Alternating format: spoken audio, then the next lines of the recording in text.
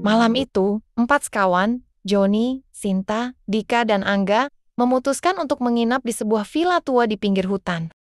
Villa itu terkenal angker, tapi mereka tak percaya mitos, Palingan cuma cerita buat nakut-nakutin orang. kata Joni, si pemberani sok tahu. Namun, mereka tidak tahu bahwa malam itu akan menjadi malam paling absurd dan menakutkan dalam hidup mereka. Begitu tiba, mereka langsung merasakan keanehan. Pintu villa terbuka sendiri, lampu di dalamnya remang-remang, dan ada tulisan di dinding, "Dilarang ketawa." Dika mengernyit. Siapa yang larang kita ketawa? Ini villa atau pesantren? Sinta malah tertawa. Absurd banget.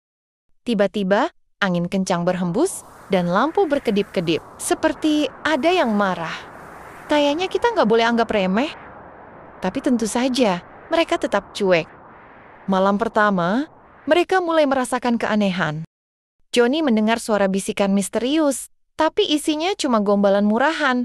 Hai ganteng, sendirian aja. Bisa tolong aku? Hatiku ketinggalan di matamu.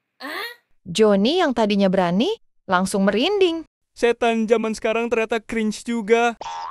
Dika melihat bayangan hitam di pojokan, tapi pas dicek, bayangannya malah ngedab.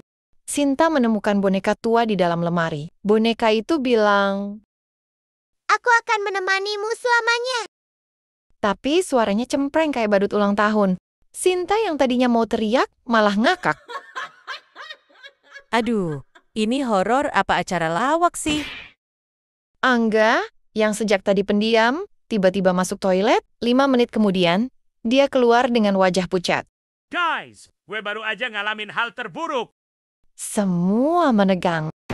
Kenapa? Apa ada hantu? Lebih parah. Sabunnya jatuh ke lubang toilet. Semua langsung melempar sandal ke arahnya.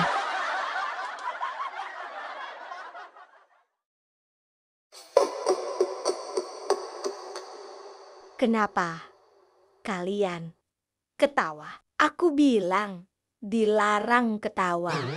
Mereka langsung rapat. Wajah pucat. Hantu beneran! Hantu itu muncul. Wujudnya wanita berambut panjang dengan wajah pucat.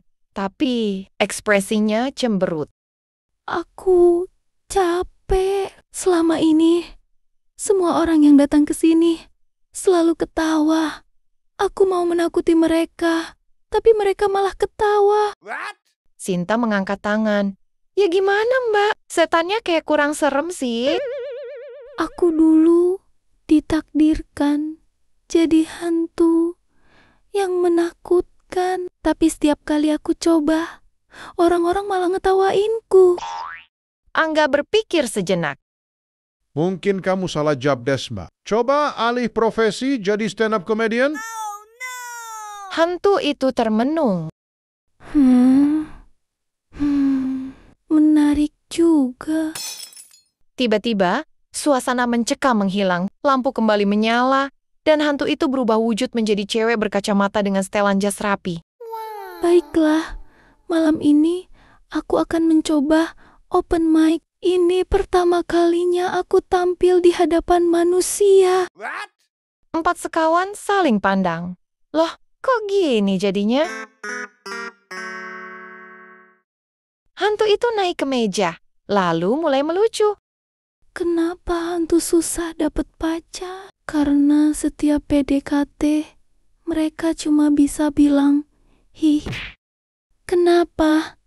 Setan di film selalu di belakang, karena kalau di depan, malah kelihatan jadi kru film. Kenapa? Kuntilanak suka di pohon, soalnya kalau di kos, pasti kena razia ibu kos. 4 sekawan awalnya takut, tapi lama-lama mereka ngakak. Dan sesuatu yang aneh terjadi. Semakin mereka tertawa, hantu itu semakin pudar. Ternyata, itu adalah kutukan sang hantu.